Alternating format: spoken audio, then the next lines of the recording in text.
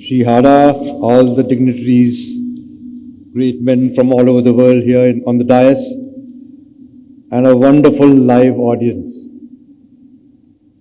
I must admit, it feels really great to be with a living, live, throbbing audience after so many COVID years and the isolation that we have faced. So it's great to be here. I must also admit that Ahmedabad feels like homecoming. Many, many years ago, I started my filmmaking career from Ahmedabad. My first film, Bhavani Bhavai, was shot very close to where we are today.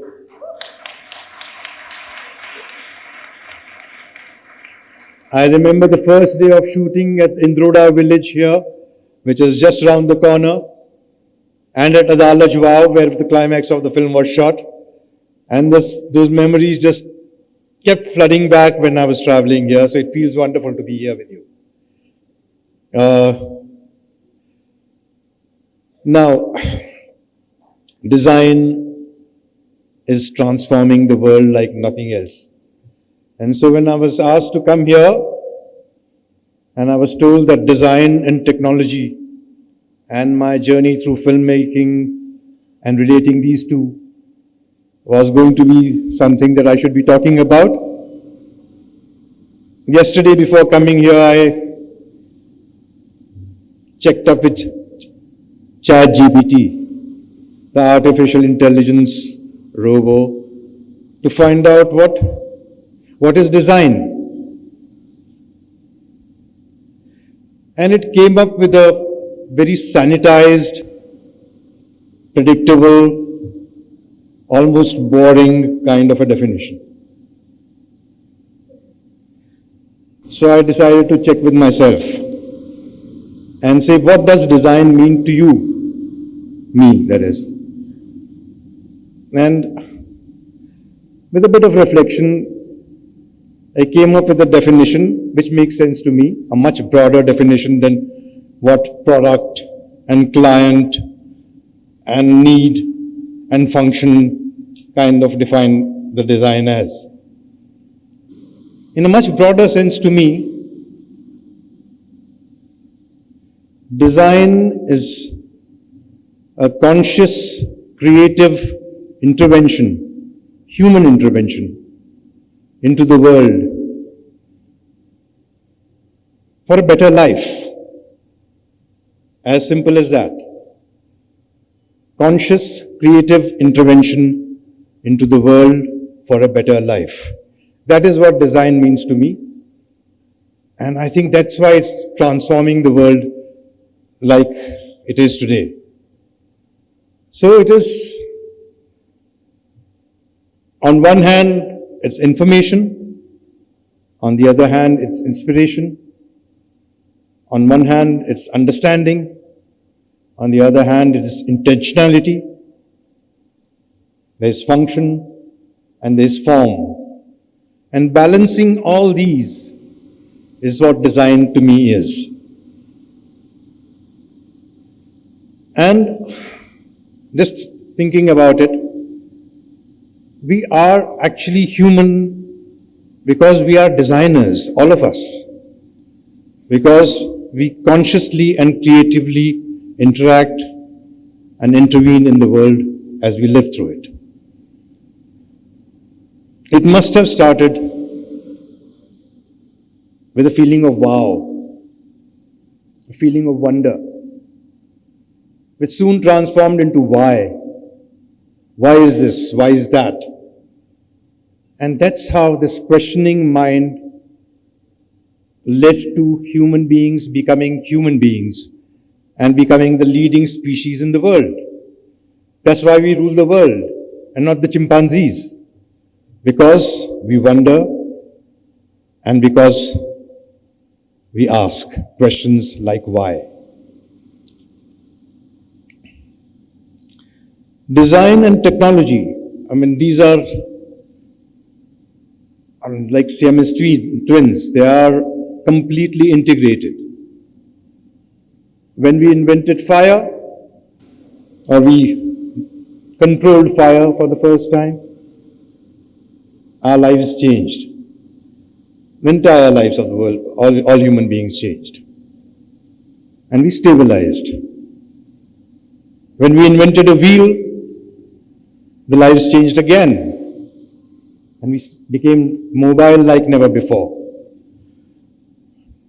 And then we finally invented the computer, or designed the computer, and we were completely flummoxed by what is hitting us, getting almost overwhelmed by this experience of change that is enveloping us from all sides. So technology and design go hand in hand to the extent that one leads to the other, and this virtuous cycle just goes on and on and on and on. As a filmmaker, over the last many decades, I have actually gone through multiple technological revolutions just in the field of filmmaking. From a mechanical age to an electronic age to a digital age. I mean, when I started making films, we were still working with Second World War cameras. Then the video cameras came in. And now the digital cameras have come in. And it has completely transformed the landscape of filmmaking, and not just filmmaking, the world as a whole. And this has happened within a short lifespan. And the momentum is getting faster and faster to the extent that the quantum revolution is just round the corner and we don't even know how to face it. So the technology is dazzling us, it is overwhelming us, it's empowering us, it's challenging us, and all that is happening simultaneously, and we better learn to cope with it. When I started my filmmaking career, as I said, we were still working with mechanical age cameras. And then, somewhere in the 90s, I was making a film called Maya Memsa, which was an adaptation of the French classic Madame Bovary in Indian context. And I had one visual effects shot, which I wanted to take as a filmmaker. And it was simple. When I wrote the script, it seemed very simple. Maya, the protagonist, drinks a magic potion, bursts into a flame of light, and disappears. Easy to write as a script writer, but then when I started trying to execute that shot, at that point of time, the technology necessary to create that shot was just not available. I must have taken that shot at least a dozen times, because at that point of time, in that mechanical age, we were still doing visual effects in the camera. And after 10 attempts, it didn't work out. I went to Hong Kong to do the shot, and still it wasn't satisfactory. And finally, even in the final print that was released in theaters, I was still very unhappy with that one particular shot. And I said, what the hell is this? We claim to be the largest filmmaking industry in the world. We claim that we have the largest number of filmmaking personalities of people working in this industry. And I can't get one shot that satisfies me. And fortunately, at that point of time, the digital revolution was just taking off. Computer animation and digital visual effects were just starting off in India. And out of sheer creative frustration,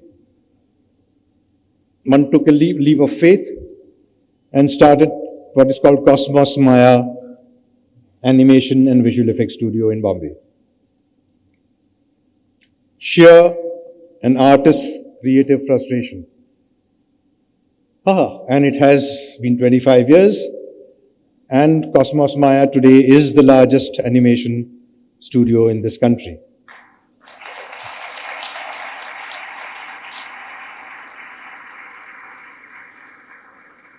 It has been quite a journey. I mean, when we started, nobody knew what digital visual effects or animation, computer animation was. There were hardly any people who could work on it. So we started with 10 people, 10 animators. Realized that nobody even had the understanding of the potential. So, in order to prove that this technology was an exciting new technology that was coming on the horizon, we actually started India's first science fiction television show called Captain Vyom. Fortunately for us, it became a cult classic at that point of time, and the studio started taking off. But then we realized that there was not enough manpower available to even run a studio. So we started something called Maya Academy of Advanced Cinematics, MAC, to train people in computer animation and visual effects. Soon that also took off. And within a few years, we had more than 70 centers all across India training people in computer animation and visual effects. And now it feels so good when wherever I go to any studio in the country, and there's somebody or the other who comes up to me and says, I trained at Mac. And one feels great that an entire industry has sprung out of that sheer creative frustration of an artist. And today, I mean, India has a large army of digital techno artists, as I call them. The industry has changed. The potential is great. Some of the best creative artists, not just here, but even in Hollywood or in Europe, are Indians and doing some incredible work. So yes, we are on the threshold of a new revolution as far as media is concerned, as far as cinema is concerned, and now the next phase begins. Digital revolution is passing by, but the next revolution has also started happening simultaneously. And that is multisensory, multimedia, multidimensional experiences. The next revolution is going to be both interactive and immersive simultaneously. And it's a great challenge. As a creative artist, it is something that I look forward to. We have taken a leap into it already. In Amritsar, we have taken over an old fort of Maharaja Ranjit Singh to create a cultural hub, a cultural theme park with these new technologies that are coming up, where the experiences are not just a screen in front of you, but they are immersive, interactive experiences. And that's where the future is.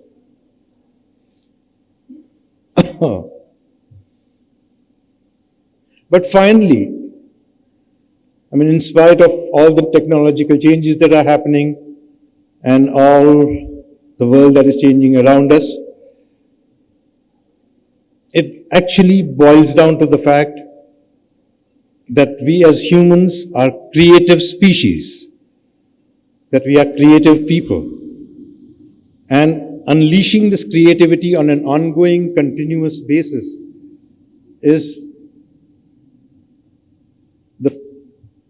has the potential of taking human beings to a more evolved species, to a more evolved being, to a more evolved life. And so instead of, at this point of time, technology is both overwhelming, confusing, sometimes even scary. I don't know how many, I see the people all around me, young people like you, spending half their waking lives staring at screens, whether it's television screens or whether it's your cell phone screens or your wristwatches or whatever, interacting less and less with each other. And therefore, finally what I need to say is, design is what makes us humans, yes. But in the future, what is going to be most important is how do you design your time? Because currency of life is not money, it's time. And how do you design your time?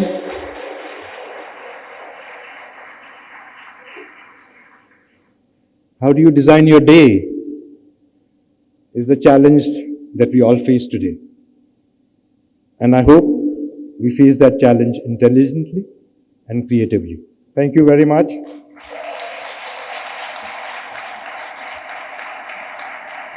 As Beatles said long ago, it's such a lovely audience, I would like to take you home. Thank you.